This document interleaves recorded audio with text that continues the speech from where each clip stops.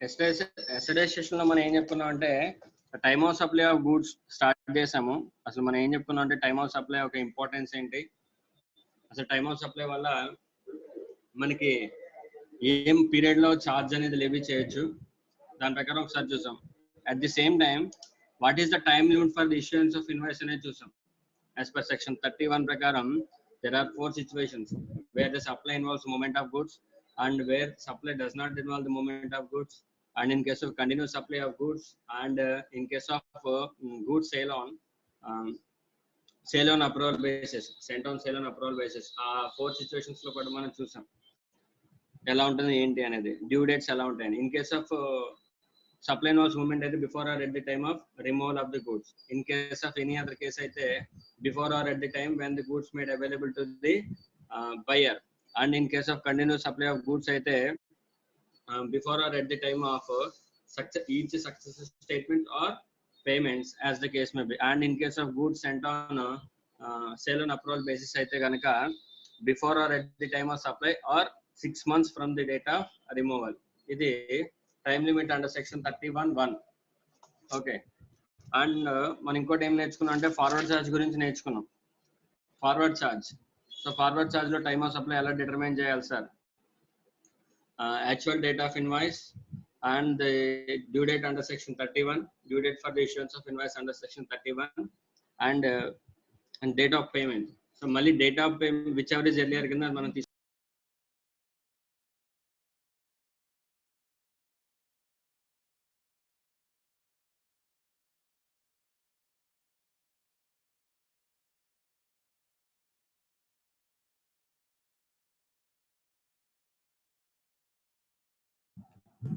Sir voice off చేసి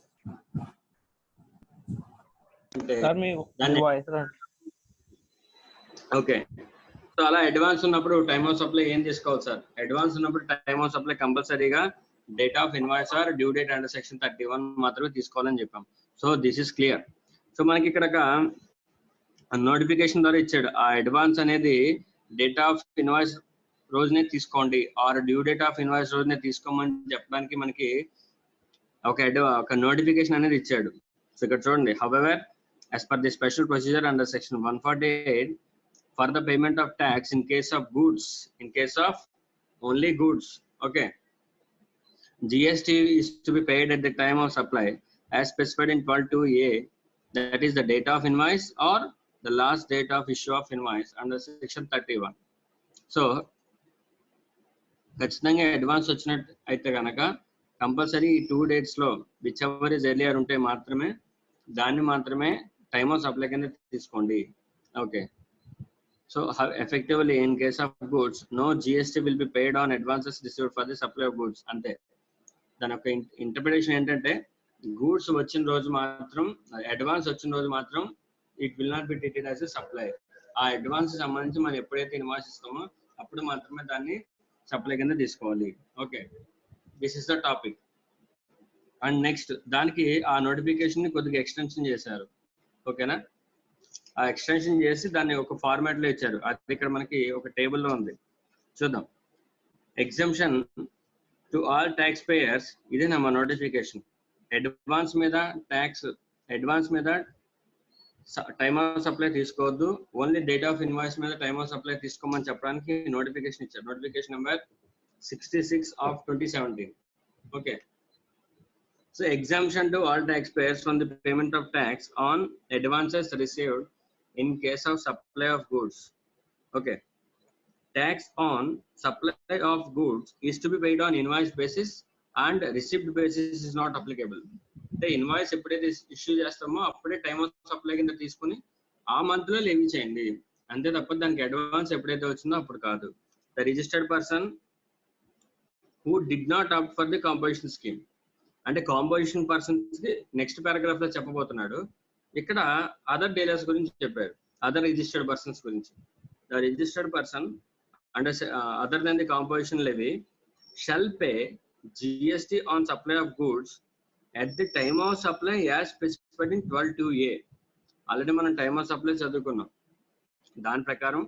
and including in the situations attracting the provisions of section 14 of the said act. Section 14 లో ఏమవుతుందంటే change in tax rate situations ఉంటాయి.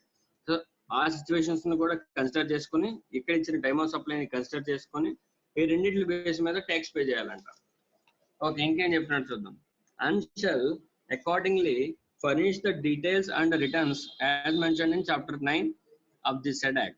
ఓకేనా, supply అనేది determine చేసి returns file చేయమని చెప్తాను మళ్ళీ, అంతే, ఇంకేం చెప్పట్లేదు.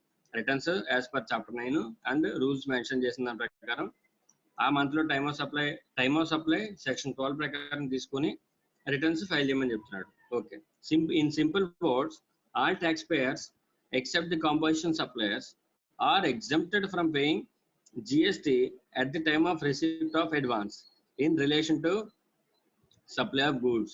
ఈ విధంగా ఎగ్జామ్స్ ఇచ్చారు మనకి. The entire GST shall be payable only when the invoice for the supply of goods is issued or ought to have been issued.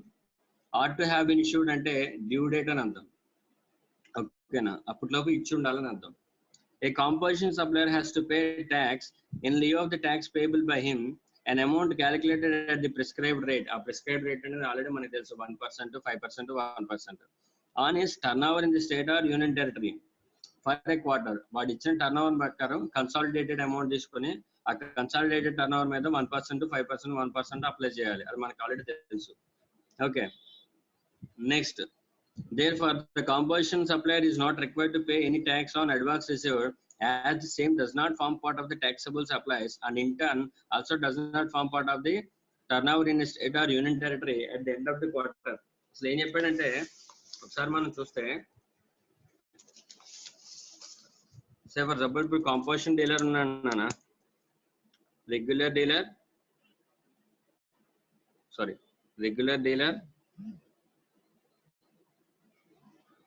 1 second.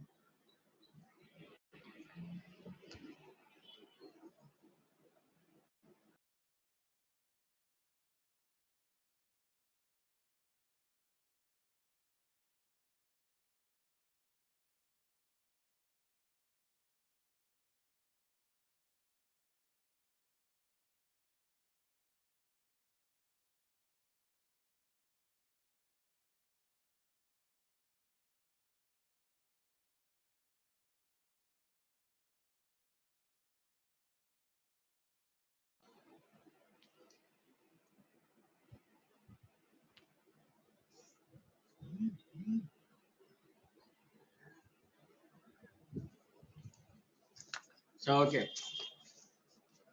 ఒక రెగ్యులర్ డీలర్ని కాంపోజిషన్ డీలర్ని తీసుకుంటే,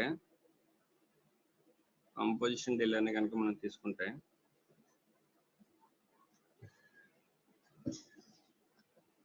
సో ఒక రెగ్యులర్ డీలర్కి వచ్చేసరికి కంపల్సరీగా అడ్వాన్స్ మీద నో జిఎస్టి.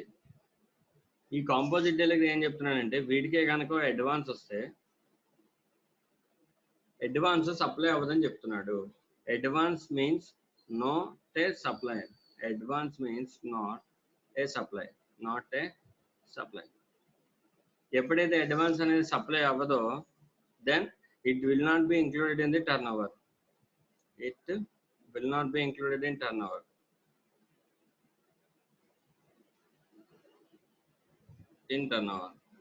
ఎప్పుడైతే turnover లో include అవ్వలేదో then there is no need to pay tax.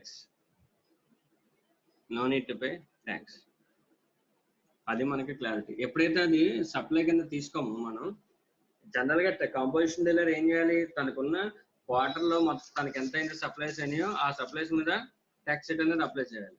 ఓకేనా, సో ఎప్పుడైతే అవి టర్న్ ఓవర్ లో ఇంక్లూడ్ అవ్వ అడ్వాన్స్ అనేది, so and there is no need to pay tax. ఆ అడ్వాన్స్ కి సంబంధించిన సప్లై ఏ క్వార్టర్ అయితే జరుగుతుందో ఆ క్వార్టర్ లో ట్యాక్స్ పే చేయాలి. ఓకేనా, సో ఓకే దెన్. ఓకే, నిన్న మనం ఇలస్ట్రేషన్ 1 చూసాం కదా, ఒకసారి ఇలస్ట్రేషన్ 2 చూద్దాం నాన్న. ఇలస్ట్రేషన్ 2 చేశారా మీరు? ఇలస్ట్రేషన్ ఒకసారి ఫాస్ట్ గా చెప్తాను, ఒకసారి చూడండి. పైన క్వశ్చన్ లో ఇలస్ట్రేషన్ 1 లో ఏం ఇవ్వలేదు కదా sir, supply of movement of goods not movement అని.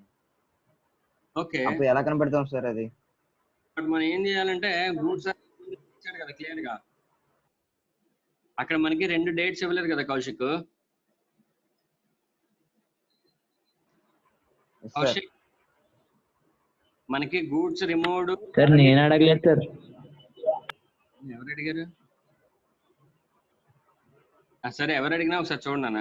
ఇక్కడ మనకి 2 డేట్స్ ఇవ్వలేదు. ఒకటి గూడ్స్ రిమూవ్డ్, తర్వాత గూడ్స్ మేడ్ అవైలబుల్, 2 డేట్స్ ఇవ్వలేదు కదా. సో ఇచ్చిన దాన్నే మనం గూడ్స్ రిమూవ్డ్ కింద తీసుకోవచ్చు, లేదంటే గూడ్స్ సప్లైడ్, రెండింటిలో కూడా వస్తుంది. Before or at the time అనేది ఒకటే కండిషన్, అవునా కదా? So before or at the time కాబట్టి సో ఈ డేట్ ని తీసుకొని సప్లై కింద మీరు రిమూవల్ అయినా తీసుకోవచ్చు, లేకపోతే మేడ్ అవైలబుల్ కింద అయినా తీసుకోవచ్చు దీన్ని. ఓకేనా? సో మీరు ఎలా తీసుకున్నా ప్రాబ్లం లేదు. క్లియరా? yes sir, okay, can I go further? yes sir. Next, when the time of supply involves the movement of goods. Okay, situation 1 చూద్దాం మనం. మామూలుగా ఫస్ట్ ప్రాబ్లం చేసే ముందు మనం ఏం చేయాలంటే ఫస్ట్ డైరెక్ట్ గా ఫార్ములా వేసేసుకోవడం బెటర్. ఎందుకంటే ఇది టైమ్ ఆఫ్ సప్లై ఏ కేటగిరీలో పడుతుందో చూసుకోవాలి. ఇది time of supply and it was forward charge. Okay sir, formula ఏంటి sir? Actual date of invoice or due date of invoice under section 31 or the date of payment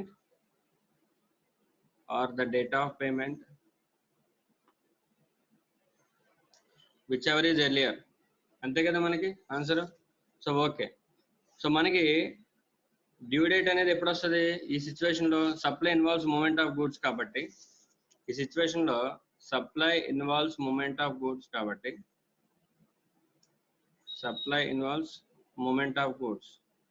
ఈ situation లోకి వచ్చింది కాబట్టి so clear గా మనం before or at the time of removal కింద తీసుకోవాలి. Last date ఏమవుతుందంటే due date before or at the time of removal.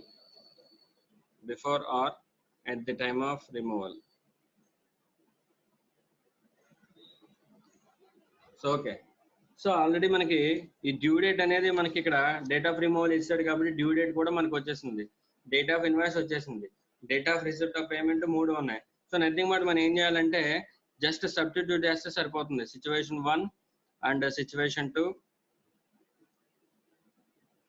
And situation 3. ఓకేనా? సో నేను ఇక్కడ సేమ్ ఏదైతే 1, 2, 3 అనే ఆర్డర్లో ఇచ్చానో ఇక్కడ కూడా నేను 1, 2, 3 అనే ఆర్డర్లోనే రాస్తాను. 1 ఏంటి? Actual date of invoice. Actual date of invoice is 02/10/2019. So okay, 19 అని వేసుకుందాం. ఓకేనా? సేమ్ దీనికి కూడా ఇలా వేసుకుని వెళ్ళిపోదాం. So 01/10/19 and 4/11/19. Okay, next step ఏంటి? Due date of invoice under section 31 second 2. So ఇది మనకు కావాల్సి వస్తుంది. డ్యూ డేట్ ఇన్వాయిస్ 01/10/19, దీనికి 03/10/19, దీనికి 04/11/19 ఈ కేసులో. ఓకేనా? నెక్స్ట్ థర్డ్ది డేట్ ఆఫ్ పేమెంట్. సరే, డేట్ ఆఫ్ పేమెంట్ ఇక్కడ క్లారిటీగా ఇచ్చాడు మనకి. డేట్ ఆఫ్ పేమెంట్ లాస్ట్ కాలంలో ఉంది. ఏంటి? 15/11/19 and next 25/11/19, next 1/10/19. So clear గా డేట్స్ వేసేసుకున్నాం కదా నాన్న.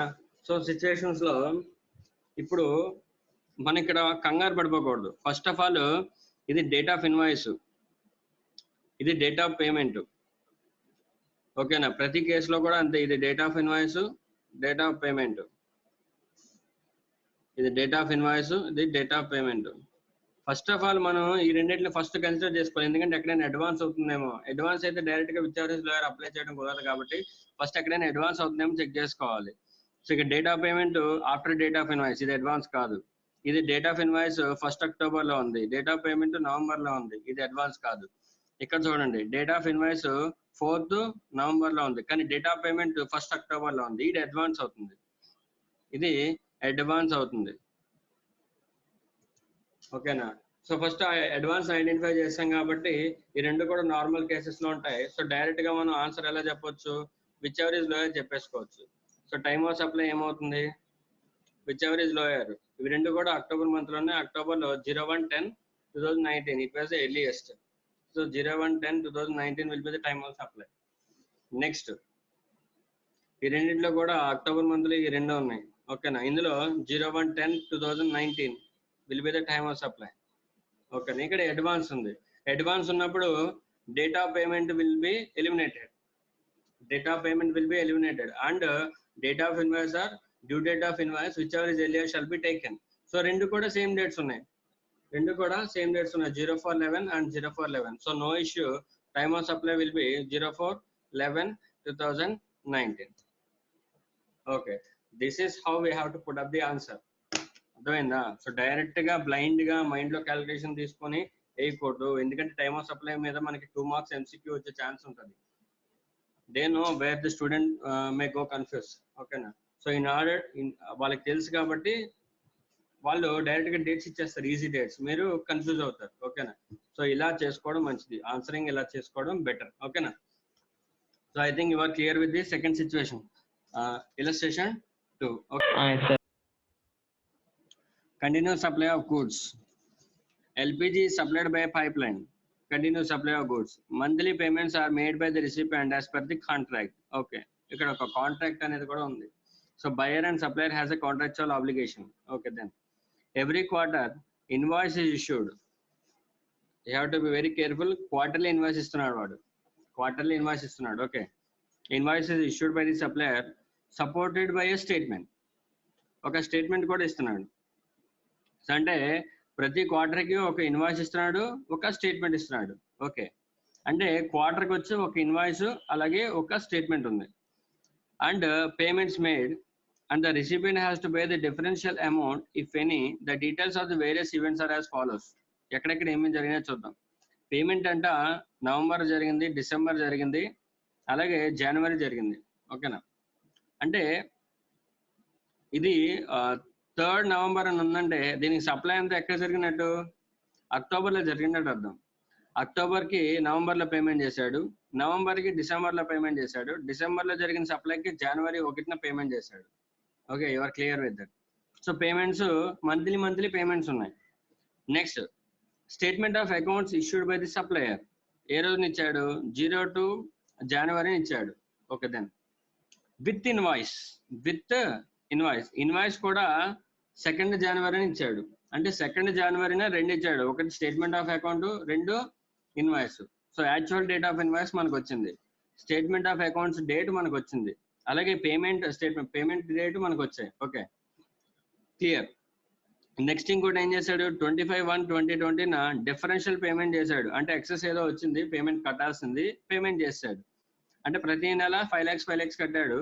సో 3 పేమెంట్స్ చేశాడు, 15 lakhs.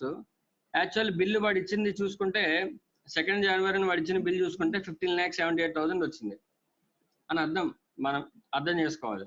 సో 78,000 ఇప్పటికి షార్ట్ పే చేశాడు, 15 lakhs పే చేశాడు. సో ఎక్సెస్ 78,000 ఏదైతే ఉందో అది ఎప్పుడు పేమెంట్ చేశాడంట, 25/1/2020 పేమెంట్ చేశాడంట. సో దీనికి మనకి టైమ్ ఆఫ్ సప్లై ని ఫైండ్ అవుట్ చేయమన్నాడు, అంతేగా. సో ఓకేనన్న. కంటిన్యూస్ సప్లై ఆఫ్ గూడ్స్ లో illustration 8, continuous supply of goods.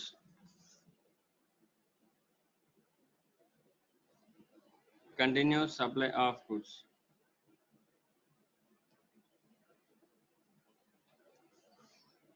Continuous supply of goods. Okay, so first మనకి షూర్ నన్ను ప్రతిదానికి కూడా మనకి actual date of invoice,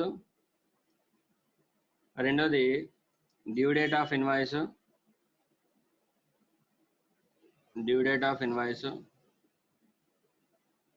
are date of payment, which ever is earlier, same ఇదే formula. ఓకేనా? So actual ఇక్కడ మనకి ఏంటంటే సిచ్యువేషన్ 1 చూద్దాం. సిచ్యువేషన్ 1 క్లియర్ గా ఎక్స్ప్లెయిన్ చేస్తాను. యాక్చువల్ డేట్ ఆఫ్ ఇన్వాయిస్ ఏమవుతుంది, డేట్ ఆఫ్ ఇన్వాయిస్ మనకి ఏ రోజున ఇచ్చాడు, స్టేట్మెంట్ ఆఫ్ అకౌంట్ ఇచ్చిన రోజునే ఇచ్చాడు date of invoice. So date of invoice will be 0-1-2020, 0-1-20. ఇది డేట్ ఆఫ్ ఇన్వాయిస్ అవుతుంది, actual date of invoice. So మనం ఫైండ్ అవుట్ చేయాల్సింది ఏంటంటే due date of invoice find out చేయాలి. డ్యూ డేట్ ఆఫ్ ఇన్వాయిస్ మనం ఫైండ్ అవుట్ చేయాలి. Due date of invoice ఏంటి నాన్న, date of payment, date of payment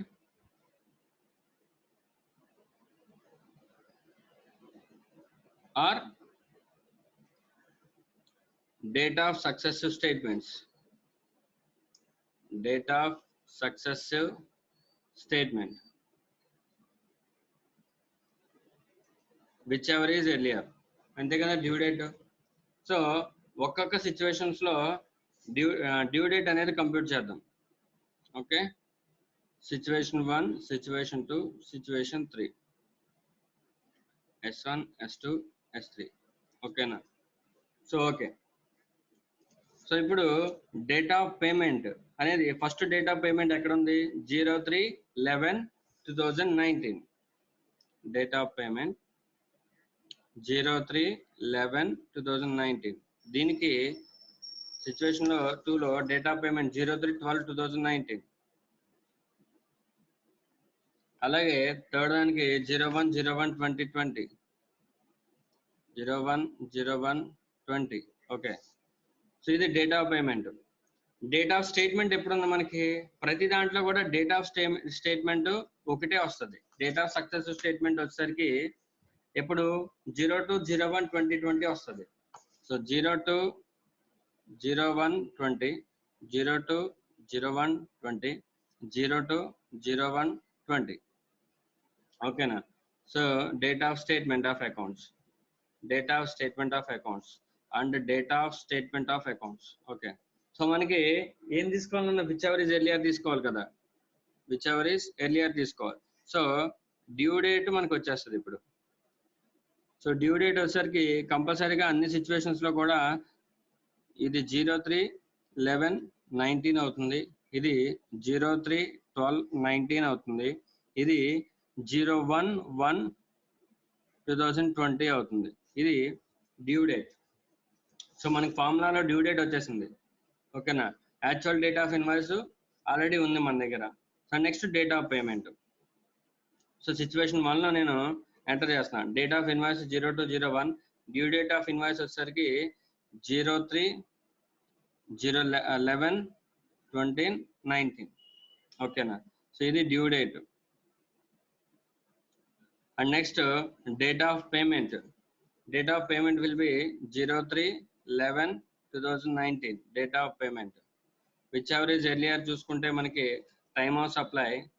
okay, 03-11-2019 time of supply. So first situations లో time of supply అలా వచ్చింది 03-11-2019. Okay, in the same way situation 2 లో మనం substitute చేద్దాం. Situation 2. Okay, date of invoice same 02-1-20. Next due date, due date situation 2 03-12-19. ఓకేనా. Next date of payment, date of payment 03-12-19.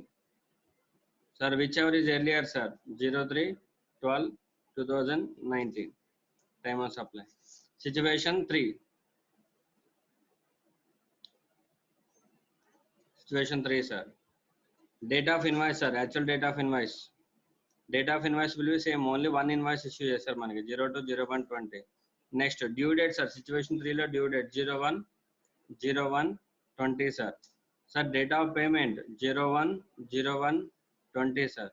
Which ever is earlier sir, 01-01-20 sir. This will be the time of supply, this will be the time of supply. I think you are very clear with this. ఓకేనా. So ఈ situation time of supply అనేది ఓకేనా క్లారిటీగా assign చేస్తాం. Okay, next ఇంకో situation ఉంది. ఏంటి, excess payment చేశాడు. ఎక్సెస్ అనేది పేమెంట్ చేశాడు. ఎప్పుడు పేమెంట్ చేశాడు sir, situation 4 we are dealing. Situation 4 కూడా ఫస్ట్ మనం ఏం చేయాలి, డ్యూ డేట్ కంప్యూట్ చేయాలి. డ్యూ డేట్ డిఫరెన్షియల్ పేమెంట్ ఎప్పుడు వచ్చింది, 25/1/2020. ఓకేనా. సో డ్యూ డేట్ ఏంటి sir, date of payment are date of statement of accounts, which ever is earlier. ఓకేనా. సో డేట్ ఆఫ్ పేమెంట్ ఏమవుతుంది, 25/1/2020 అవుతుంది date of payment. Date of success statement, statement ఇచ్చిన రోజు మారదుగా, 02/01/2020, 02/01/2020, whichever is earlier check చేసుకుంటే. So due date వచ్చేసరికి మనకి 02/01/2020. This will be the due date under section 31. So due date వచ్చింది, మనం సబ్స్టిట్యూట్ చేయాలి. ఫస్ట్ ఏంటి, actual date of invoice. Date of invoice ఏమవుతుంది, 02/01/2020. Next due date 02/01/2020. Date of payment sir, date of payment was on 25/1/2020. So whichever is earlier consider చేస్తే time of supply ఏమవుతుంది, whichever is earlier check చేసుకుంటే it will be 02/01/2020. ఓకేనా. This will be the answer, 02/01/2020 for situation 4. Situation 4 అంటే excess payment 78,000 ఏదైతే వచ్చిందో దానికి time of supply 02/01/2020 అవుతుంది. మిగతా అన్నింటికి కూడా యాజ్ వి అబ్జర్వ్ పైన మిగతా 3 సిచ్యువేషన్స్ కూడా ఏవైతే ఉన్నాయో అంటే అక్టోబర్, నవంబర్, డిసెంబర్ ఏదైతే పేమెంట్స్ ఉన్నాయో వాటికి డేట్ ఆఫ్ పేమెంట్ అనేది ఓకేనా టైమ్ ఆఫ్ సప్లై అయిపోతుంది. ఓకేనా. సో ఏదైనా సరే ప్రాబ్లం ఎంత డిఫికల్ట్ గా ఉన్నా సరే మనం దాన్ని కట్ చేసి మన ఫార్ములాలో సబ్స్టిట్యూట్ చేసుకుంటే, ఫార్ములాలో సబ్స్టిట్యూట్ చేసుకుని ఆ ఫార్ములాని ఇంటర్ప్రెట్ చేయగలిగితే జాగ్రత్తగా ఆన్సర్ మనకి వస్తుంది క్లియర్ గా. But we should have patience. ఓకేనా. సో ఓకే చూడండి, reverse charge in case of the supplies in respect of which tax is paid or liable to be paid on reverse charge basis, the time of supply shall be the earliest of the following dates. Same ఇందులో కూడా అంతే, earliest of the following dates ఏంటి, the date of receipt of goods, the date of receipt of goods. ఆ reverse charge లో మనం goods purchase చేసినప్పుడు మనకి goods ఎప్పుడు వచ్చాయి, మనకి గూడ్స్ ఎప్పుడు వచ్చాయి. ఓకేనా. అంటే ఇక్కడ ఎవరి పాయింట్ ఆఫ్ వ్యూలో మాట్లాడుతున్నాడు, బయ్యర్ పాయింట్ ఆఫ్ వ్యూలో మాట్లాడుతున్నాడు. Date of receipt of goods, buyer point of view. ఓకేనా. Next the date of payment as entered in the books of accounts of the recipient. నా బుక్స్ లో బయ్యర్ పాయింట్ ఆఫ్ వ్యూలో books లో ఎప్పుడు date of payment enter చేశాను. అలాగే the date on which payment debited in his bank account. Debit అంటే ఇప్పుడు recipient ఇక్కడ పర్చేజ్ చేస్తున్నాడు కాబట్టి డెబిట్ అవుతుందా, క్రెడిట్ అవుతుందా, డెబిట్ అవుతుంది, ఎందుకంటే నేను పేమెంట్ చేస్తాను కాబట్టి. ఓకేనా. సో అందుకని ఇక్కడ డెబిట్ అనే పాయింట్ యూజ్ చేశాడు. కానీ మనకి ఫార్వర్డ్ ఛార్జ్ లో క్రెడిట్ అనే పాయింట్ యూజ్ చేస్తాడు, ఎందుకంటే వాడికి రిసిప్ట్ అది. కానీ రివర్స్ ఛార్జ్ లో మనకి పేమెంట్ అవుతుంది కాబట్టి ఇక్కడ డెబిట్ అనే పాయింట్ యూజ్ చేస్తాడు, అనే వర్డ్ యూజ్ చేస్తాడు. ఓకేనా. So the date on which the payment is debited in his bank account. Okay. And next, whichever is earlier or the date immediately following 30 days from the date of issue of invoice. And the date of invoice నుంచి after 30 days ఏదైతే date ఉంటుందో ఆ date ని consider చేయాలి. ఓకేనా. By whatever name called in lieu thereof by the supplier. అంటే date of కొన్ని situations లో డేట్ ఆఫ్ ఇన్వాయిస్ ఉండొచ్చు, డేట్ ఆఫ్ ఇన్వాయిస్ బదులు వేరే డాక్యుమెంట్ కూడా ఇవ్వచ్చు, ఇన్వాయిస్ బదులు వేరే డాక్యుమెంట్ కూడా ఇవ్వచ్చు. అందుకని ఎనీ అదర్ డాక్యుమెంట్ అన్నాడు. ఆ ఏ డాక్యుమెంట్ ఇవ్వచ్చు అనేది మనం డాక్యుమెంట్స్ చాప్టర్ ఉంటుంది మనకి, ఆ చాప్టర్ లో మనం క్లియర్ గా నేర్చుకుంటాం. Okay. If the time of supply cannot be determined as above, అంటే రిసిప్ట్ ఆఫ్ గూడ్స్ తెలియకపోయినా, నెక్స్ట్ ఒకవేళ పేమెంట్ డెబిటెడ్ అనేది తెలియకపోయినా, అసలు డేట్ ఆఫ్ ఇన్వాయిస్ తెలియకపోతే, ఆ డేట్ ఆఫ్ ఇన్వాయిస్ లేకపోయినా, డేట్ ఆఫ్ ఇన్వాయిస్ తెలియకపోతే 30 days ఉంది డేట్ ఆఫ్ ఇన్వాయిస్ డేటా రాదు మనకి. సో ఇందులో డేటా మనకి ఉంటే ఈ ఫార్ములాని యూజ్ చేయాలి, డేటా లేకపోతే ఏ ఫార్ములా యూజ్ చేయాలి చెప్తున్నాడు. If the time of supply cannot be determined as above, time of supply is the date of entry in the books of accounts of the recipient. అంతే. ఇంక ఏ డీటెయిల్స్ తెలియకపోతే, మనకి date of receipt of goods తెలియకపోయినా, date of invoice తెలియకపోయినా, ఏ details తెలియకపోతే ఒకే ఒక పాయింట్ తీసుకుని టైమ్ ఆఫ్ సప్లై చెప్పేయచ్చు. ఏ పాయింట్ అంటే అది the date of entry in the books of accounts of the recipient. In the books of accounts of the recipient. Recipient books లో ఏ డేట్ అయితే ఎంటర్ చేసామో ఆ డేట్ తీసుకుంటే సరిపోతుంది టైమ్ ఆఫ్ సప్లైలో. ఓకే, సో ఓకే, ఒకసారి మనం దీన్ని ఒకసారి ఫార్ములా బేస్డ్ కింద బుక్స్ లో రాసుకుందాం. ఓకేనా, no worries, the time of supply will be as follows. Time of supply, first point, date of receipt of goods. Date of receipt of goods. Okay na, or 31st day from the date of invoice. 30th వాడు ఏమన్నాడంటే the date immediately following the 30 days అన్నాడు. నేనేమంటున్నానంటే 31st day from the date of invoice అంటున్నా. రెండవది 31st day from the date of invoice.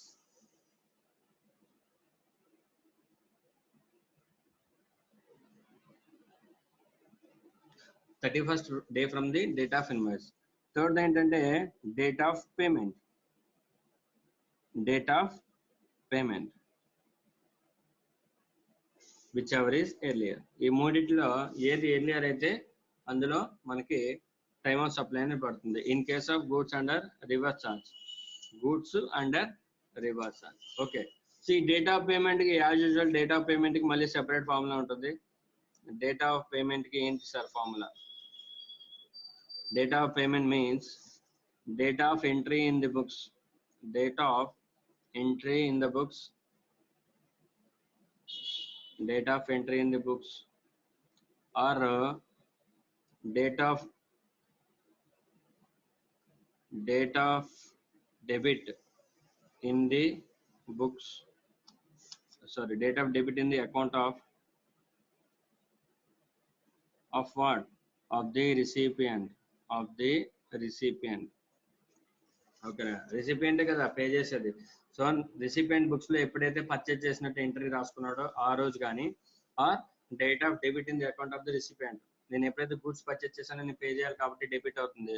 So whichever is earlier. అంతేనా, simple. So first one date of receipt of goods మనకి ఇచ్చేస్తాడు clear గా. ఓకేనా, and ఇక్కడ ఈ రివర్స్ ఛార్జ్ లో మనకి అదేంటిది రిమూవలా అంటే సప్లై ఇన్వాల్వ్స్ మూమెంటా, supply not involve మూమెంటా.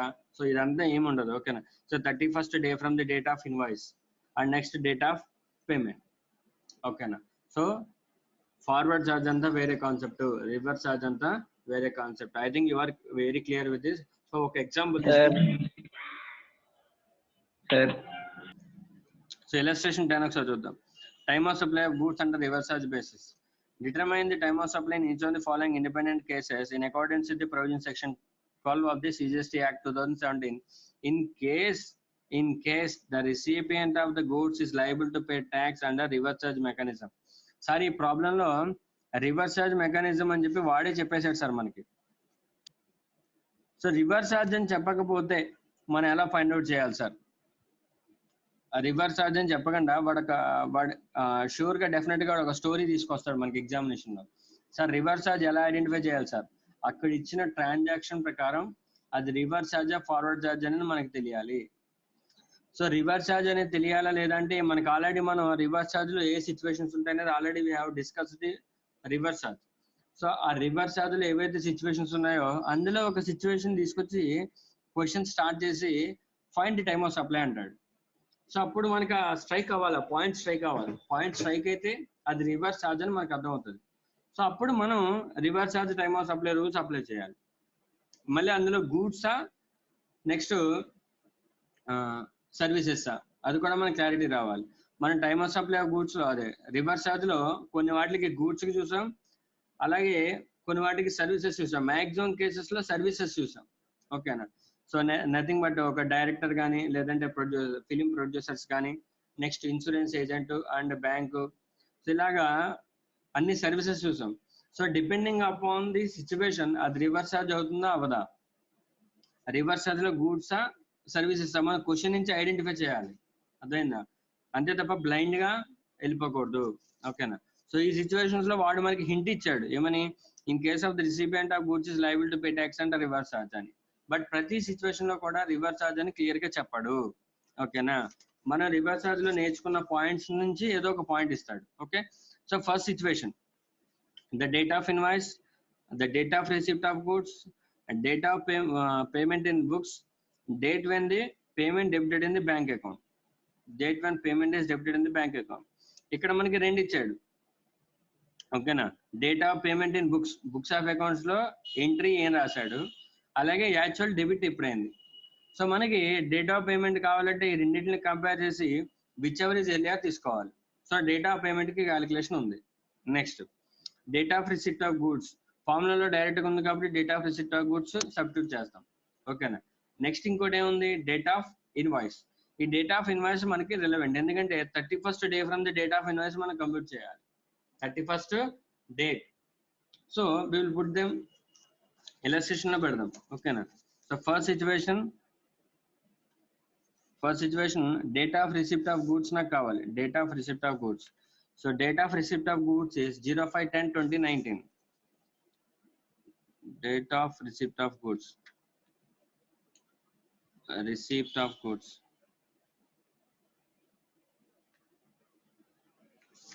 Okay. 05/10/2019.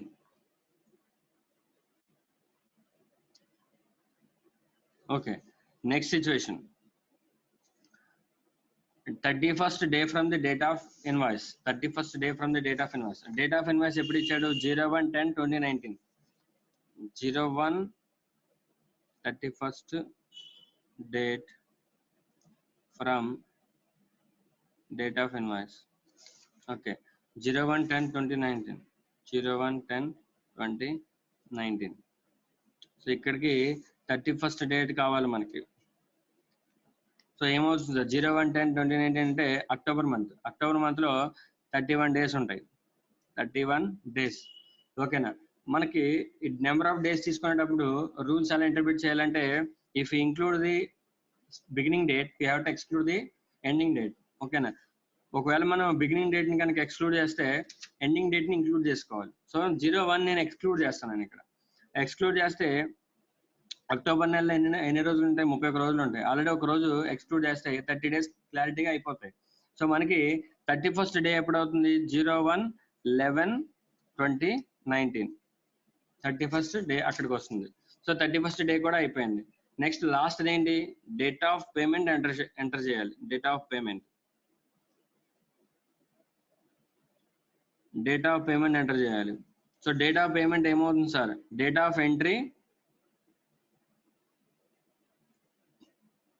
Are date of debit, ఎందుకంటే రివర్స్ ఛార్జ్ కాబట్టి date of debit. So whichever is earlier తీసుకోవాలి సార్. డేట్ ఆఫ్ ఎంట్రీ ఏమి ఇచ్చాడు సార్ మనకి, 10/10/2019. 10/10/2019. అలాగే డేట్ ఆఫ్ డెబిట్ ఏమి ఇచ్చాడు, 12/10/2019. 12/10/2019. ఓకేనా, so whichever is earlier అంటే ఆన్సర్ బయటకి ఏమొస్తుంది, 10/10/2019. సో ఈ మూడిట్లో ఇప్పుడు మనకి టైమ్ ఆఫ్ సప్లై ఏమవుతుంది, which ever is earliest of the 3 following dates. So ఇవి రెండు కూడా అక్టోబర్ మంత్ లోనే, ఇది నవంబర్ మంత్ లో ఉంది. సో ఇది ఎక్స్క్లూడ్ అవుతుంది. 10/10 ఇందులో ఇది earliest.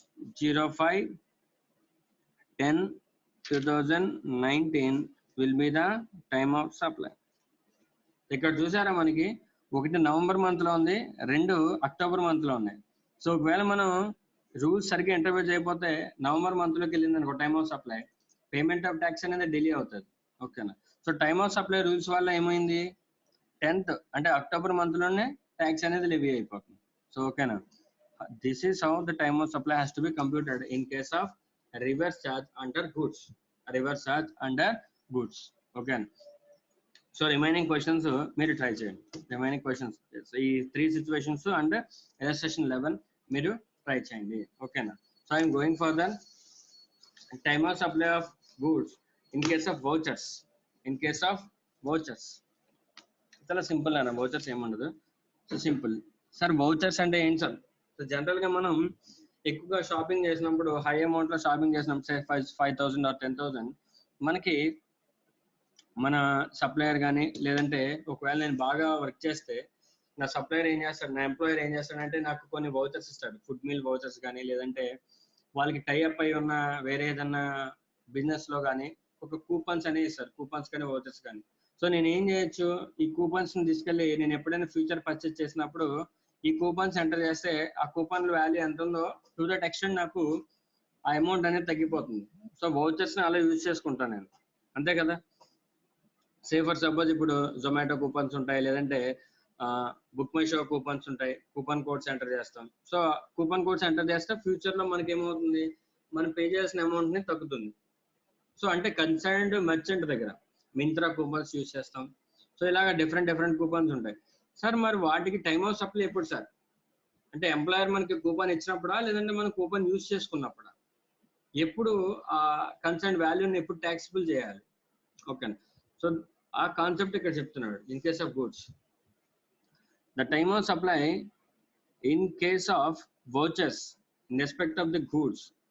Okay, in case of supply of vouchers by a supplier at the time of supply shall be the date of issue of the voucher, the date of issue of the voucher if the supply is identifiable at that point, if the supply is identifiable at that point, or the date of redemption of the voucher. Redemption ante when we use the voucher, when we use the voucher in all other cases. మరి చాలా clear గా చెప్పాడు, రెండు పాయింట్లు. నీకు voucher ఇచ్చినప్పుడు, నీకు ఎవరైతే వౌచర్ ఇచ్చారో ఆ వౌచర్ ఇచ్చినప్పుడు ఆ వౌచర్ దేనికైతే యూజ్ అవుతుందో సప్లై క్లియర్ గా ఐడెంటిఫై అయిపోతే వౌచర్ ఇచ్చిన పాయింట్ లోనే టైమ్ ఆఫ్ సప్లై తీసేసుకోండి. ఒకవేళ ఆ వౌచర్ లో ఉన్న సప్లైని ఐడెంటిఫై చేయలేకపోతే అప్పుడు సే ఫర్ సపోజ్ నేను దేనికైనా ఎప్పుడైతే యూజ్ చేసుకుంటానో అప్పుడు టైమ్ ఆఫ్ సప్లై కింద తీసుకోమంటున్నాడు. లెట్స్ సే ఒకటి ఎగ్జాంపుల్ తీసుకుందాం. నాకు ఒక క్యాష్ వౌచర్ ఇచ్చారు, క్యాష్ వౌచర్ ఇచ్చి నీకు 4 షాపులు చెప్తాను, ఆ షాపుల్లో నువ్వు ఎక్కడ ఏం కొనుక్కున్నా సరే నీకు ఒక 500 రూపీస్ డిస్కౌంట్ వస్తుందని చెప్పాడు. ఆ కూపన్ కోడ్ యూజ్ చేస్తే, లేదంటే ఆ వౌచర్ యూజ్ చేస్తే నీకు 4 షాపులు చెప్తున్నాను, 4 షాపుల్లో నువ్వు ఏ ఐటెం కొనుక్కున్నా, ఏ కమోడిటీ కొనుక్కున్నా నీకు ఒక 500 రూపీస్ తగ్గుతుంది అని చెప్పాడు. సో ఈ పాయింట్ ఆఫ్ టైంలో కూపన్ ఇచ్చినప్పుడు నాకు సప్లై ఐడెంటిఫై అవుతుందా? క్లియర్గా అవ్వదు. ఎందుకంటే నాకు 4 షాప్స్ ఉన్నాయి. ఆ 4 షాప్లో నేను ఎక్కడ కొనుక్కుంటాను, ఏ ఐటెం కొనుక్కుంటాను, ఎప్పుడు కొనుక్కుంటాను అనేది కూడా ఎవరికి తెలియదు. అంటే supply is not identifiable at that point. So అప్పుడు ఏమవుతుంది, టైమ్ ఆఫ్ సప్లై నేను ఎప్పుడైతే ఆ కూపన్ని లేదంటే ఆ వౌచర్ని రిడీమ్ చేసుకుంటానో, that time will be taken as the time of supply. ఒకవేళ నాకు వౌచర్ ఇచ్చినప్పుడు క్లియర్ గా చెప్పాడు ఫుడ్ మీల్ వౌచర్, పక్కనే యతి రెస్టారెంట్ ఉంది. ఫుడ్ మీల్ వౌచర్ ఇది, యతి రెస్టారెంట్ లో ఓన్లీ నీకు ఫుడ్ కి ఉపయోగించుకోవడం కుదురుతుంది, ఓన్లీ యతి రెస్టారెంట్. ఓకేనా? సో ఇప్పుడు ఏమైంది, ఆ వౌచర్ లో ఉన్న సప్లై అనేది క్లియర్ గా ఐడెంటిఫై అయింది. It is only meant for food. So when నా సప్లై ఎప్పుడైతే ఐడెంటిఫై అయిపోయిందో నా టైమ్ ఆఫ్ సప్లై ఏమవుతుంది, నేను ఎప్పుడైతే కూపన్ లేదంటే వౌచర్ ఎప్పుడైతే ఇచ్చానో that will be the time of supply. Okay, so let us go into examples. Clear? So first, time of supply in case of supply of vouchers.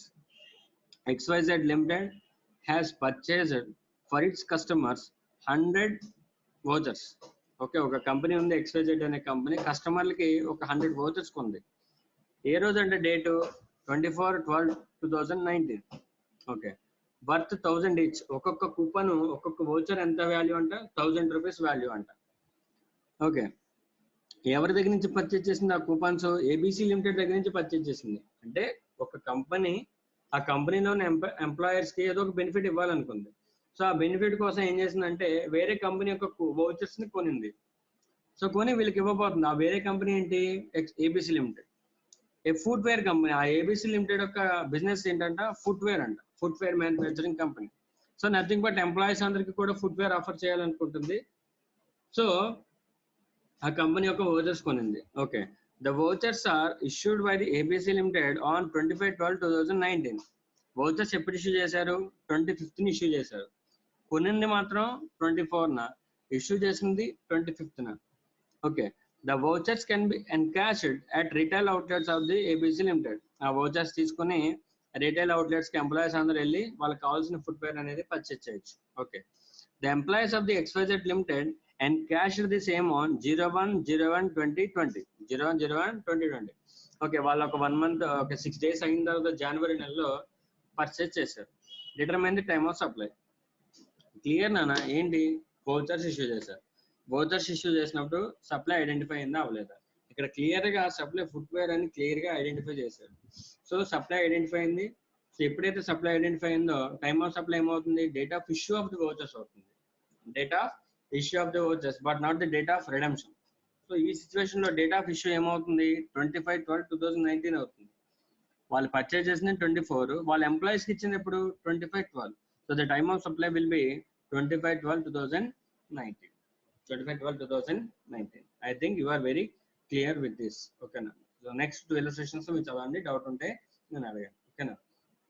This is the time of supply in case of vouchers. Next, time of supply of goods in residual cases. Sir ఈ situations అన్ని కాదు, వేరే situations లో అయితే ఎలా deal చేయాలి చెప్పండి. ఒకసారి చూడండి. Tasty food meal coupons are sold to a company on 25/8/2019 for being distributed to the employees of the said company. Okay, the coupons are valid for the 6 months and can be used against the purchase of food items. Okay, the employees use them in various stores. Underline the word various stores. For purchase of various edible items. Underline the word various stores and various edible items on different dates throughout the 6 months. ఇక్కడ క్లారిటీగా మనకి coupons ఇచ్చారు vouchers. ఆ vouchers లో వాడు ఏం చెప్తున్నాడంట? Various stores లో purchase చేయొచ్చంట, అలాగే వేరియస్ ఎడిబుల్ ఐటమ్స్ పర్చేజ్ చేయొచ్చంట. అంటే సప్లై మనకి ఐడెంటిఫై అయింది, ఇక్కడ మనకి అవ్వలేదు. సప్లై ఐడెంటిఫైబుల్ అవ్వలేదు. సో ఎప్పుడైతే సప్లై ఐడెంటిఫై అవ్వలేదో మనకి ఎప్పుడవుతుంది? డేట్ ఆఫ్ రిడెంప్షన్ అవుతుంది. డేట్ ఆఫ్ రిడెంప్షన్ అవుతుంది. సో డేట్ ఆఫ్ రిడెంప్షన్ మనకి ఏమైనా ఇచ్చాడు ఇక్కడ? డేట్ ఆఫ్ రిడెంప్షన్ అనేది కూడా ఇవ్వలేదు. సో ఎప్పుడైతే మన ఆన్సర్ ఎలా రాయాలంటే ఎప్పుడైతే డేట్ ఆఫ్ రిడెంప్షన్ అవుతుందో అప్పుడు అవుతుంది, టైమ్ ఆఫ్ సప్లై అనేది అప్పుడు అవుతుంది అని రాయాలి. సో ఇక్కడ ఏమి ఇచ్చాడు? As the coupons can be used for the variety of food items. Single item establish చేయాలి. Variety of food items which are taxed at different rates. The time of supply cannot be identified at this time of purchase of the coupons. Therefore, the time of supply of the coupons is the date of redemption in terms of section 12(2)(4). Okay, ఎప్పుడైతే redemption అవుతుందో అప్పుడు. ఓకేనా? So time of supply in case of residual cases. అమ్మా ఒకవేళ forward charge లో పడకపోయినా, next reverse charge లో పడకపోయినా, next vouchers లో పడకపోయినా, మనకి లాస్ట్ ఉన్నది ఏంటంటే residual cases. Sir residual cases ఏంటో ఒకసారి చూద్దాం.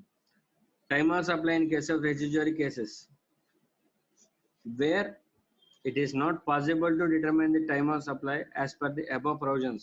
పైన ఇచ్చిన ఏ రూల్ ప్రకారం కూడా మనకి టైమ్ ఆఫ్ సప్లై కట్టడం కుదరకపోతే the time of supply shall in a case where a periodical return has to be filed. ఒకవేళ మనం మంత్లీ రెగ్యులర్ రిటర్న్స్ ఫైల్ చేయాల్సి వస్తే the date on which such return is to be filed. నేను ఏ రోజు అయితే డ్యూ డేట్ ఉంటుందో, return కి డ్యూ డేట్ ఫైలింగ్ ఏదైతే ఉంటుందో ఆ డ్యూ డేట్ ని టైమ్ ఆఫ్ సప్లై కింద తీసుకోవాలి. Or in any other case be the date on which the tax is paid. నేను ఏ రోజు అయితే ట్యాక్స్ పే చేస్తానో ఆ రోజుని టైమ్ ఆఫ్ సప్లై కింద తీసుకోమన్నాడు. కింద మనకు ఒక ఎగ్జాంపుల్ ఇచ్చాడు, చూద్దాం. ఇన్వెస్టిగేషన్ అని చెప్పాడు. ఇన్వెస్టిగేషన్ అంటే జిఎస్టీ ఆఫీసర్స్ ఇన్వెస్టిగేషన్కి వెళ్తారు. ఓకేనా? So investigation reveals clandestine removal of the goods by a supplier who is not registered under the GST. అసలు ఇక్కడ సప్లయర్ అనేవాడు రిజిస్టర్డ్ అవ్వలేదంట, నాట్ రిజిస్టర్డ్ అన్నప్పుడు వాడు మంత్లీ రిటర్న్స్ ఉంటాయా? ఉండవు. ఒకవేళ రిజిస్టర్డ్ అయితే మంత్లీ రిటర్న్స్ ఉంటాయి. సో ఈ సిచ్యువేషన్ పై సిచ్యువేషన్ లో పడదని క్లియర్ గా అర్థమవుతుంది మనకి. ఓకేనా? నాట్ రిజిస్టర్డ్ అన్నాడు. నాట్ రిజిస్టర్డ్ కాబట్టి ఏ కేసులోకి వస్తాడు? ఎనీ అదర్ కేసులోకి వస్తాడు. ఎనీ అదర్ కేసులో టైమ్ ఆఫ్ సప్లై ఎప్పుడు చెప్పాడు? The date on which the tax is paid. Investigation లో ఒక పర్సన్ రిజిస్ట్రేషన్ తీసుకోకుండా సప్లై చేసేస్తున్నాడు, టర్న్ ఓవర్ దాటిపోయింది, రిజిస్ట్రేషన్ తీసుకోలేదు, ఇన్వాయిస్ ఇవ్వలేదు, ఏం చేయట్లేదు.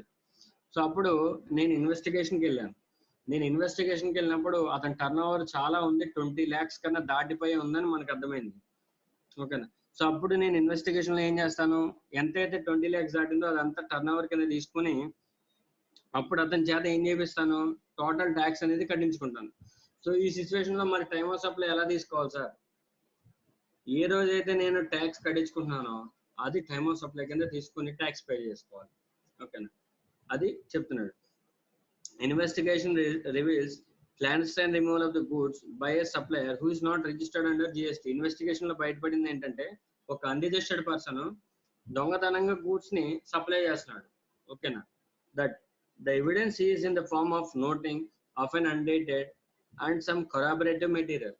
అసలు అతను సప్లై చేస్తున్నాడని మనకి ఎలా ఎవిడెన్స్ వచ్చింది సార్ అంటే, అక్కడ ఏదో ఒక డాక్యుమెంట్ ఉందంట, ఒక నోటింగ్ ఉందంట, అట్ ది సేమ్ టైం అందులో డేట్ కూడా లేదంట, అన్డేటెడ్.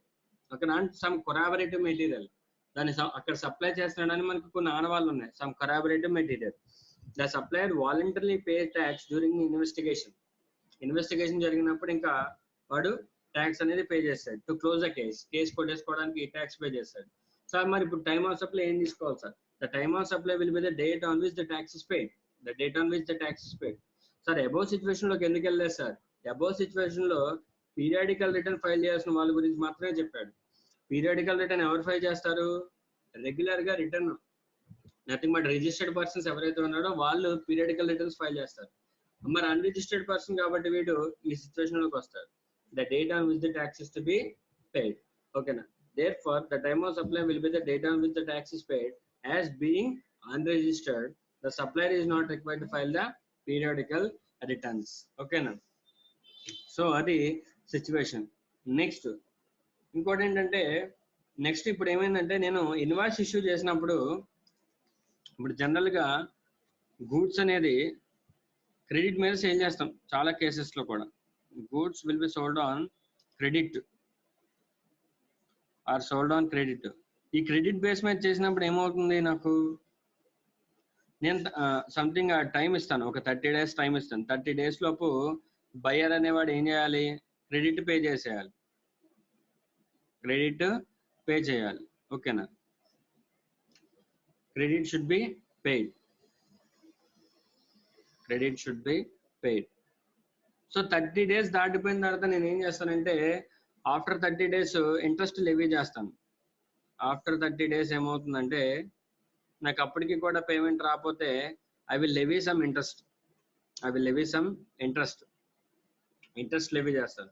సో మరి ఎప్పుడైతే 30 days తర్వాత తను ఎప్పుడు ఇచ్చినా, సే ఫర్ సపోజ్ 40 days కి ఇచ్చినా, 50 days కి ఇచ్చినా, 60 days కి ఇచ్చినా, అతను ఏం చేస్తాడు, నాకు ఇంట్రెస్ట్ తో పేమెంట్ చేస్తాడు. సరే మరి ఇక్కడ టైమ్ ఆఫ్ సప్లై తీసుకునేటప్పుడు ఓకేనా, let us say bill amount, ఒక ఎగ్జాంపుల్ తీసుకుందాం సార్. బిల్ అమౌంట్ ఒక 10,000 సార్, ఇంట్రెస్ట్ ఒక 1,000 రూపీస్ సార్, ఇంట్రెస్ట్ ఒక 1,000 రూపీస్ సార్. సో టోటల్ ఎంత అయింది సార్? 11,000 అవుతుంది సార్. సార్ ఈ ఇంట్రెస్ట్ 1,000 రూపీస్ నాకు బిల్ ఇచ్చే రోజున తెలుసా సార్? నాకు బిల్ ఇచ్చే రోజున నాకు ఇంట్రెస్ట్ గురించి అసలు తెలియదు. సో బిల్ నేను ఇచ్చేటప్పుడు బిల్లో ఏమి ఇస్తాను, నేను 10,000 ఇస్తాను. సో ఈ 10,000 కి టైమ్ ఆఫ్ సప్లై మనం ఎలా కట్టాలో, విత్ బిల్ ఉన్నప్పుడు ఎలా కట్టాలి అనేది మనం క్లియర్ గా చూసాం టైమ్ ఆఫ్ సప్లై ప్రొవిజన్. మరి 1000 కి టైమ్ ఆఫ్ సప్లై ఎప్పుడు తీసుకోవాలి సార్? నేను టైమ్ ఆఫ్ సప్లై ఎప్పుడు తీసుకోవాలి? The date when such interest is received. Time of supply will be the date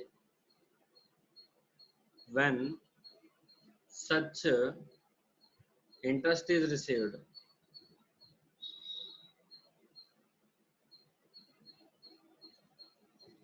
The date when such interest is received. నాకు ఏ రోజు అయితే ఇంట్రెస్ట్ వస్తుందో ఆ రోజునే దాన్ని టైమ్ ఆఫ్ సప్లై కింద తీసుకోవాలి. ఎందుకంటే ఈ ఇంట్రెస్ట్ మనం ఇన్వాయిస్ లో mention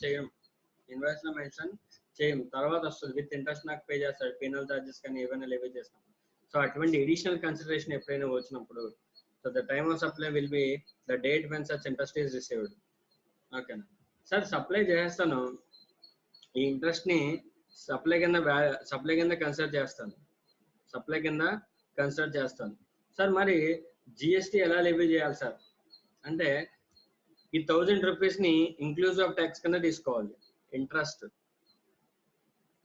1,000 rupees will be inclusive of tax, deemed inclusive of tax, will be deemed inclusive of tax. Say for suppose నేను ఇచ్చిన బిల్ అమౌంట్ లో గూడ్స్ 18% అనుకున్నాం, 18% అనుకున్నాం, ఓకేనా. సో ఇక్కడ ఇంట్రెస్ట్ అనేది 1000 రూపీస్ వచ్చింది. సో నేను దీని మీద కూడా ట్యాక్స్ కంప్లీట్ చేయాలి కాబట్టి ఈ 1000 రూపీస్ ని ఇంక్లూజివ్ ఆఫ్ ట్యాక్స్ అనుకుంటే, so 1000 divide by 118 into 18 rupees, we will get the tax amount. We will get the tax amount. అంటే ఈ 1000 లో ఇంట్రెస్ట్ లో సో బిఫోర్ ట్యాక్స్ అంతా ఆఫ్టర్ ట్యాక్స్ అంతా మనం ఫైండ్ అవుట్ చేసి ఈ 18% వాల్యూ ఏదైతే వస్తుందో దాన్ని ట్యాక్స్ కింద కన్సిడర్ చేసి టైమ్ ఆఫ్ సప్లై వచ్చింది, ట్యాక్స్ అమౌంట్ వచ్చింది, ఓకేనా. సో క్లియర్ గా మనం గవర్నమెంట్ కి ఆ ట్యాక్స్ అనేది పే చేసేయాలి. ఈ పాయింట్ మనకి వాల్యూ ఆఫ్ సప్లై చాప్టర్ చదువుకునేటప్పుడు ఉంటుంది. వాల్యూ ఆఫ్ సప్లై ఈ పాయింట్ అనేది మనకి ఇక్కడ లేదు, బట్ వాల్యూ ఆఫ్ సప్లై మనం నెక్స్ట్ చాప్టర్ అది వాల్యూ ఆఫ్ సప్లై కట్టేటప్పుడు ఇంట్రెస్ట్ ఎప్పుడైతే వస్తుందో ఇంట్రెస్ట్ కి ఇప్పుడు కూడా ఇంక్లూజివ్ ఆఫ్ ట్యాక్స్ తీసుకోవాలి, ఇంక్లూజివ్ ఆఫ్ ట్యాక్స్ తీసుకోవాలి, ఓకేనా. I think you are very clear with this point, ఓకేనా. నెక్స్ట్ పేజ్ లో చూద్దాం సార్. చూస్తున్నానా? ఓకే చూద్దాం. What is the time of supply applicable with regard to the addition in the way of value by of interest, late fee or penalty? The time of supply is the date of receipt of additional amount. ఎప్పుడైతే additional amount వచ్చిందో అప్పుడు time of supply కింద తీసుకోవాలి. The time of supply to the extent it relates to an addition in the value of supply. Like same as మనం debit note కూడా issue చేయొచ్చు, అటువంటిప్పుడు కూడా అడిషనల్ కన్సిడరేషన్ అవుతుంది. సో డెబిట్ నోట్ ఇష్యూ చేసినప్పుడు original invoice same ఉంటుంది, దానికి మనం డెబిట్ నోట్ ఇష్యూ చేస్తాం. అంటే ఏంటి, అడిషనల్ కన్సిడరేషన్ మనకు వచ్చింది.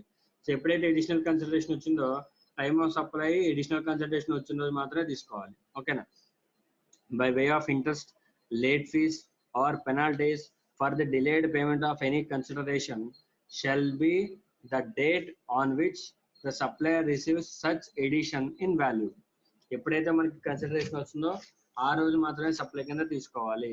In other words, the receipt of payment of these amounts are essential to attract the levy of tax. ఇక్కడ మనకి టైమ్ ఆఫ్ సప్లై గురించే చెప్పాడు, ఎందుకంటే ఇది టైమ్ ఆఫ్ సప్లై చాప్టర్ కాబట్టి, బట్ వాల్యూ ఆఫ్ సప్లై గురించి చెప్పలేదు. నేనేమంటున్నానంటే వాల్యూ ఆఫ్ సప్లై తీసుకునేటప్పుడు ఈ వాల్యూస్ ఏవైతే ఉంటాయో వాటి అన్నింటిలో కూడా ట్యాక్స్ అనేది ఇంక్లూజివ్ ఆఫ్ ట్యాక్స్ కింద తీసుకోవాలి, ఇంక్లూజివ్ ఆఫ్ ట్యాక్స్. ఎందుకంటే మనకి బయ్యారు ఇంట్రెస్ట్ పే చేయడమే ఎక్కువ. సో ఇంట్రెస్ట్ పే చేస్తే నేను బయ్యర్ని ఇంట్రెస్ట్ తో పాటు జిఎస్టీ కూడా పే చేయమంటే ఊరుకుంటాడమ్మా, కడతాడా? సో కట్టడు. So interest will be inclusive of tax, such additional consideration will be inclusive of tax తీసుకోవాలి, okay.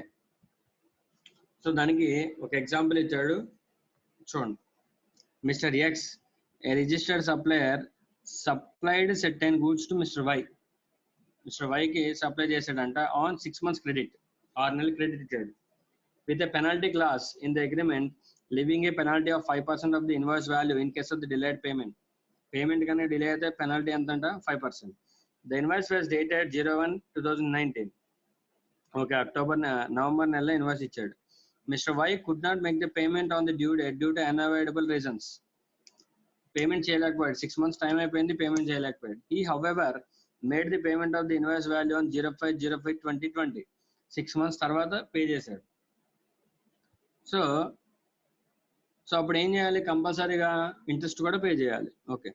Mister X raised a debit note for the penalty amount. Excess amount కి debit note raise చేశాడు. So there being the dispute on this, the matter was in arbitration. ఎప్పుడైతే debit note raise చేశాడో అది అన్నాడంట, నేను ఇచ్చేసాను కదా అని అన్నాడంట. నేను ఇచ్చేసిన సరే కాదు నువ్వు ఇంట్రెస్ట్ కట్టాలని వీడు అన్నాడు, వాడు అన్నాడు నేను ఇంట్రెస్ట్ కట్టిన అవసరం లేదు అన్నాడు. సో మొత్తం మీద వీళ్ళిద్దరు కూడా కోర్టుకి వెళ్ళారు. There being the dispute on this, the matter was in arbitration. Arbitration అంటే it is the type of dispute settlement అనమాట, ఆల్టర్నేటివ్ సెటిల్మెంట్. కోర్ట్స్ కాకుండా ఆర్బిట్రేటర్స్ ఉంటారు మనకి. సో ఆర్బిట్రల్ ట్రిబ్యునల్ అని మనం చదువుకున్నాం రివర్స్ చార్జ్ లో. వీళ్ళు ఏం చేస్తారంటే కోర్ట్స్ దాకా వెళ్ళకుండా సో డిస్ప్యూట్స్ ఏమైనా వస్తే, ట్రేడింగ్ డిస్ప్యూట్స్ ఏమైనా వస్తే వీళ్ళు సెటిల్ చేస్తారు, ఆర్బిట్రల్ ట్రిబ్యునల్స్ అంటారు వీళ్ళు. సో వాళ్ళ దగ్గరికి వెళ్ళారు. ఆర్బిట్రల్ ట్రిబ్యునల్ ఎప్పుడు ఇచ్చిందంట, finally resolved with mister Y agreeing to pay half of the penalty. మొత్తం మీద కూడా డిస్ప్యూట్ సెటిల్మెంట్ చేశారు. సో సెటిల్మెంట్ చేసి మిస్టర్ వైన్ ఏమన్నారంటే, సరే ఓకే నువ్వు మొత్తం పెనాల్టీ అంతా కట్టద్దు, హాఫ్ ఆఫ్ ది పెనాల్టీ కట్టమని చెప్పారు. So the amount was paid by mister Y on 12/12/2020. వాడు ఫస్ట్ వీడి ఇన్వాయిస్ ఇచ్చిందేమో నవంబర్ మంత్ లో ఇచ్చాడు. తర్వాత 6 months తర్వాత వీడు 0505 పేమెంట్ చేశాడు, నార్మల్ పేమెంట్ చేశాడు, ఇంట్రెస్ట్ పేమెంట్ చేయలేదు. సో ఇంట్రెస్ట్ ఎందుకు కట్టలేదని చెప్పి డెబిట్ నోట్ ఇస్తే అది కాస్త గొడవలో అయ్యి డిస్ప్యూట్ అయ్యి ఆ డిస్ప్యూట్ ఎప్పుడు సాల్వ్ అయింది? ఓకే, సో 12/12/2020 సాల్వ్ అయింది, అంటే ఆల్మోస్ట్ ఇయర్ ఎండింగ్ కి సాల్వ్ అయింది. సాల్వ్ అయిన తర్వాత అప్పుడు మనకి పేమెంట్ చేశాడు. So describe the time of supply in the light of GST law. So ఇప్పుడు ఆ ఇంట్రెస్ట్ కి టైమ్ ఆఫ్ సప్లై ఏంటి? వాడంత స్టోరీ వెళ్ళినా సరే మన క్లియర్ పాయింట్ ఏంటంటే అడిషనల్ కన్సిడరేషన్ ఎప్పుడైతే వస్తుందో అప్పుడే టైమ్ ఆఫ్ సప్లై. అది ఆర్బిట్రేషన్ లో ఉన్నంత వరకు కూడా మనకి ఎటువంటి టైమ్ ఆఫ్ సప్లై అనేది అరేజ్ అవ్వదు. ఎప్పుడైతే ఫైనల్ గా పేమెంట్ అనేది జరుగుతుందో అప్పుడే టైమ్ ఆఫ్ సప్లై అనేది లెవీ అవుతుంది. So in this question the amount was paid only on 12/12/20, hence the time of supply will be 12/12/20. This is the time of supply in case of additional consideration. చాలా మంచి example ఇది, ఓకేనా? So entire మనకి ఇప్పుడు జరిగిన entire section 12 ని time of supply in case of goods under forward charge, under reverse charge, and in case of vouchers, and in case of additional consideration అంతా కూడా ఈ చార్ట్ లో పెడితే ఈ ఫామ్ లో ఉంటుంది, ఓకేనా? సో మీరు ఎగ్జామ్కి వెళ్ళే ముందు ప్రాబ్లమ్స్ అన్ని చేసి ఈ చార్ట్ చూసుకుని ఈ చార్ట్ ని రిఫర్ చేసుకుంటూ ఎగ్జామ్స్ అనే ఆన్సర్స్ అనే పుట్అప్ చేస్తే so it will be easy for you, ఓకేనా? So I'm gonna end up the session. Tomorrow session లో మనం ఏం చూద్దాం అంటే time of supply of services చూద్దాం. I think it will not take much time, ఎందుకంటే టైమ్ ఆఫ్ గూడ్స్ అనేది మీకు క్లియర్ గా అర్థమైతే సో మీరు ఎక్కువగా ప్రాబ్లమ్స్ అనేది చేస్తారు. టైమ్ ఆఫ్ సర్వీసెస్ అనేది time of supply for the services రేపు క్లాస్ లో అయిపోవచ్చు, ఓకేనా? సో ఏమైనా డౌట్స్ ఉంటే అడగండి.